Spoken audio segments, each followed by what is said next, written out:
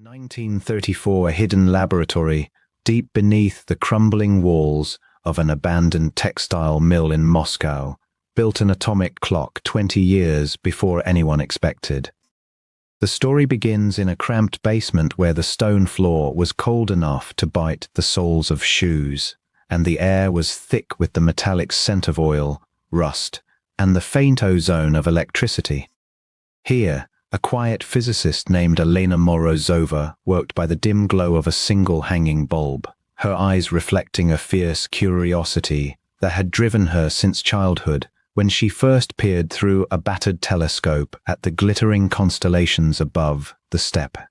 Elena's team was modest, a trio of eager graduate students, each clutching notebooks filled with scribbled equations, and an elderly watchmaker named Mikhail, whose hands bore the calluses of a lifetime spent coaxing tiny gears into perfect motion. "We must listen to the atom," Elena would say, her voice barely rising above the hum of the vacuum tube oscillator that filled the room with a low, steady sigh. "It sings a song that no mechanical spring can ever match." The students nodded, their breath fogging the glass of the makeshift equipment, while Mikhail, eyes twinkling, whispered, "If the old clocks could keep time for a lifetime, perhaps this little atom can keep it for the world."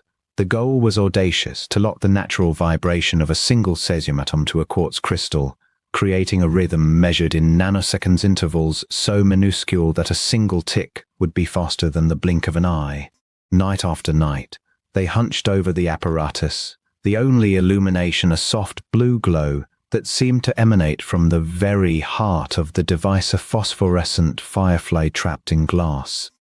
The clock's heartbeat was a steady hiss, barely audible over the radiator's own sigh, a sound that Elena began to hear in her dreams, a reminder of the relentless march of time. Weeks turned into months, and the prototype proved itself. They recorded a perfect frequency for months without any external power, the device sustaining itself on the energy of a single cesium atom. The atom, invisible to the naked eye, became the beating heart of a future global network. Elena felt a surge of triumph, a quiet pride that swelled in her chest like a sunrise over the Volga. "We have captured eternity in a grain of sand," she thought, fingers trembling as she tightened a screw. Word of their success traveled, not through scientific journals, but through the shadowed corridors of a secret branch of the Soviet military. The officials, eyes narrowed, saw not a marvel of precision, but a weapon, a tool that could synchronize radios across continents with terrifying accuracy. A terse order arrived, stamped in red: "Seize all work, destroy every note, every diagram, every scrap of paper." Elena's heart clenched. She imagined the faces of the soldiers, their boots echoing on concrete, their faces set in grim determination.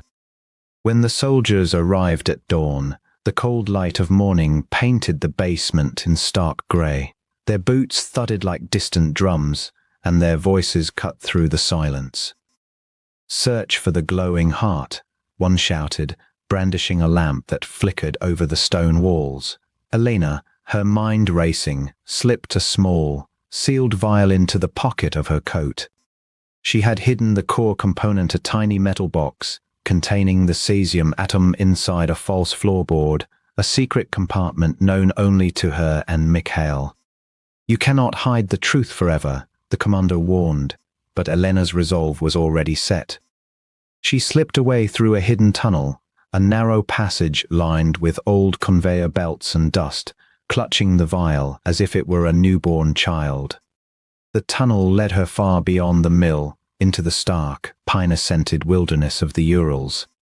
There, beneath a solitary pine tree, she dug a shallow grave and buried the vial, covering it with earth and the weight of a promise. As the last shovelful fell, she whispered to the wind, "May this beat be heard when the world is ready." Decades later, a curious historian named Daniel Reyes, leafing through brittle archives, uncovered a faded diary, Elena's own hand, trembling on the page. The entries described a clock that could synchronize radios across continents, a notion That sounded like science fiction to anyone in the 1950s. Daniel felt his pulse quicken as he traced the cryptic clues, each line a breadcrumb leading to the pine tree, now a thin stump scarred by time. He arrived at the site, the forest quiet except for the occasional rustle of needles. He dug carefully, feeling cold earth shift beneath his fingers, each scoop a dialogue with the past. Inside, a small metal box lay, still humming faintly, the cesium resonance pulsing like a distant drumbeat. Daniel carried the box to a modern laboratory where engineers in white coats examined it with reverent awe. This predates the official 1955 atomic clock by 2 decades, one whispered, eyes wide. The hidden clock could have accelerated satellite navigation by years, a missing link that reshaped the timeline of technological progress. The scientists were stunned. The suppressed invention was a bridge between myth and reality. The revelation threatened the prestige of established institutions, and a confidential report was filed, labeling the find historically sensitive. The report was sealed, its existence known only to a few, yet the data leaked, sparking whispers in academic circles. Debates erupted. Some argued the clock should be celebrated, its brilliance shared with the world. Others warned that releasing it could destabilize current time standards, that the delicate balance of global synchronization might be upset. The discourse echoed the original conflict that had silenced Elena's work half a century before. In a modest apartment, Elena, now an old woman with silver strands framing a face marked by time, learned of the discovery through a distant relative. She smiled, remembering the night the blue light first flickered, the feeling of awe that had filled her heart. She wrote a final letter, ink flowing with the same determination that had guided her in the basement. In it she described the hope behind the experiment, humanity's need for shared moments, for synchronized sunrise and song, for a world that could count its seconds together. Daniel read the letter aloud to his team, his voice resonating with the weight of history. "We stand on the shoulders of those who dared to listen to the quiet whisper of a single atom," he said. The team, moved by Elena's words, decided to publish the findings, honoring both the science and the sacrifice. The world learned that precise timekeeping was once a secret whisper, a hidden rhythm that now pulses through every GPS satellite, guiding ships across oceans and phones across continents.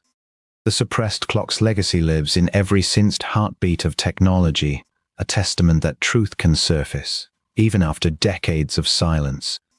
If you believe hidden science reshapes our future, stay curious and keep listening. Subscribe to uncover more hidden scientific truths.